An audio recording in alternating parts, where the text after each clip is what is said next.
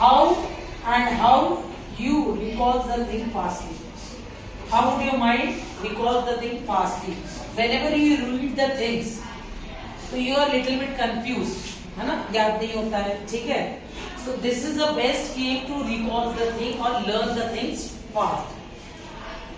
We do one paragraph, है ना? We recall the one paragraph. We read 2 times or 1 time.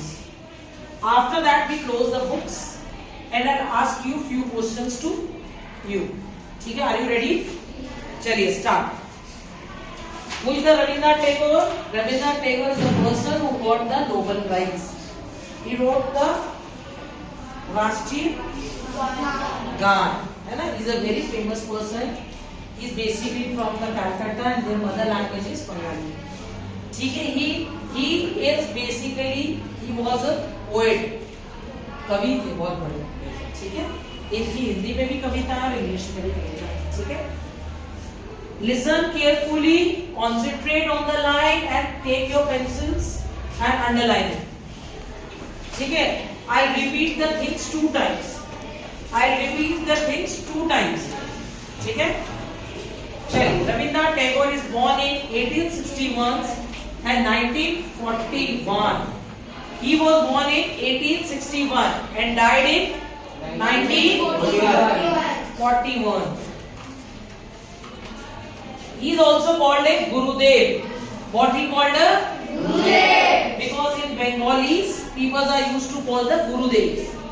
ठीक है? Was an Indian poet. Indian poet. Indian poet थे. Poet मतलब कवि. भारतीय कवि थे. Philosopher and artist. Philosopher थे. ठीक है? और artist थे. Sketching वगैरह. ठीक है? He wrote many stories, novels, poem and drama. There is a huge difference between story, poem and drama.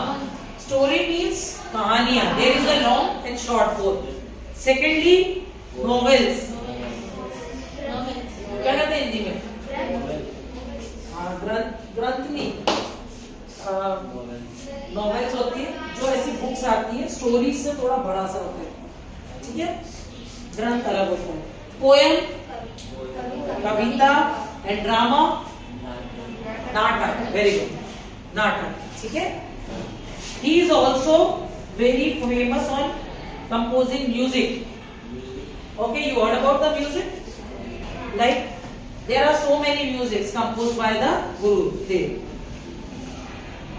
He wrote Indian national anthems like Jana Gana Mana. The Bengali culture was greatly influenced by his writing during. इनकी कला में Bengali culture दिखता है. ठीक है? Because he is from Bengal. You carefully listen the things Jana Gana Mana. ठीक है? The late 19th century and early 20th century, in 1931, he won Nobel Prize. He won Nobel Prize is the highest prize होता है. एक बहुत बड़ी designation होती है. एक बहुत बड़ा अवार्ड होता है जो दुनिया में विभिन्न क्षेत्रों के लोगों को मिलता है. ठीक है? नोबेल प्राइज होता है. साइंटिस्ट को मिलता है, फिलोसोफर को मिलता है, ठीक है, आर्टिस्ट को मिलता है. तो देयर इज ह्यूज डिफरेंस, है ना? बहुत सारे सेगमेंट्स में मिलता है. इनको नोबेल प्राइज मिला था द पोएम गीतांजलि. किसके लिए? Geetanjali. And he was a motivate people to honest and truthful with his oneself.